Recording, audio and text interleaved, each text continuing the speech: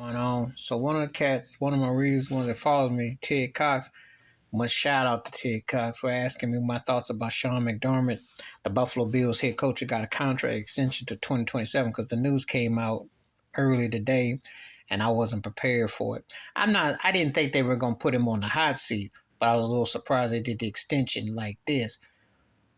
And it's a mixed bag because he's been successful as a Bills head coach, but I've done videos about the Bills where I thought Stephon Diggs was 110% correct. I don't think Sean McDermott thus far has showed me that he can coach superstar talent. I think he's a good to really good to almost very good coach. He's been successful. However, the team has regressed.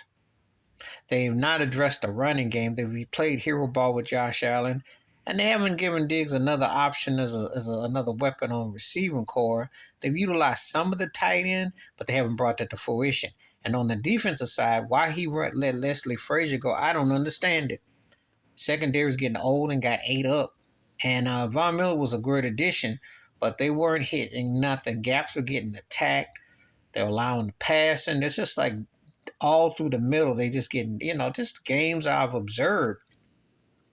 Because to be honest with you, Miami had a legit second-tier quarterback, they would have beaten Buffalo in the playoff game. They almost won with a third tier. So that should tell you right there that they got a lot of work to do. And when they played Cincinnati, they got beat up and pounded so bad that that's almost like you're a college 1A. You would know that your offensive line can't get manhandled. And Cincinnati put a manhandling. I mean, I said the Clubber Lang. And so his extension, he should be on the hot seat. Because I'm going to tell you something. It was cute when we lost to Jacksonville, even though it wasn't the way Blaine Bortles beat us. But it was cute because we hadn't been to the playoffs in a long time. So I was happy. The losing to Deshaun Watson on that tricked out breakaway and we lost in the fourth quarter, that was tough. But it got to the AFC Championship game the next year against Kansas City. That was heartbreaking, but it looked like we were on our way. But then to lose to Kansas City in the second round, that playoff game in overtime, which they changed the rules, was tough because Josh Allen was beasting and peaking. But the way we played in the playoffs this past year was garbage. So, really, I had to ask him, do you really think you earned a raise based on how the Bills have kind of fallen?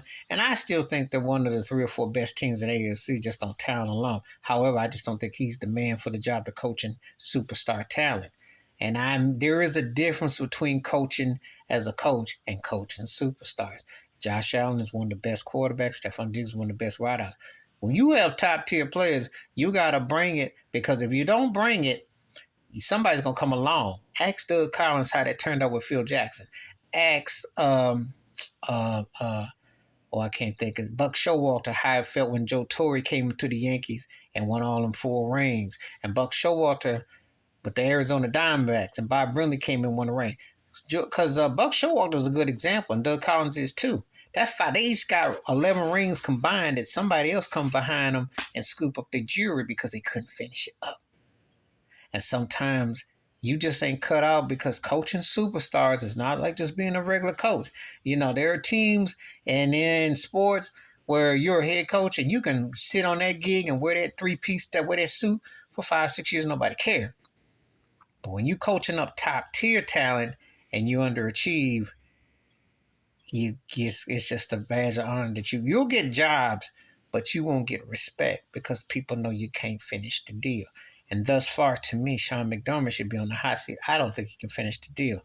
I hope he proves me wrong this year, and I'll come back and eat the humble pie if they prove me wrong. But so far, he just doesn't look like he's cut out as far as coaching a certain type of tier level. Because the Bills have a tier level. This is a window. This is a team that, not just because they're my team, but they realistically should be one of 3 or 4 best teams, if not in the AFC, all of the NFL.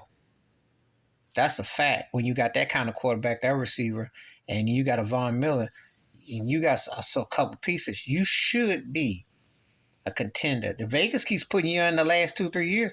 So if he don't get past the second round this year, his butt should be burning on the hot seat. So we're going to see. Please like, subscribe, welcome thoughts, comments. I'm Clear. Watch out for another shitter if you want to, and I'm out.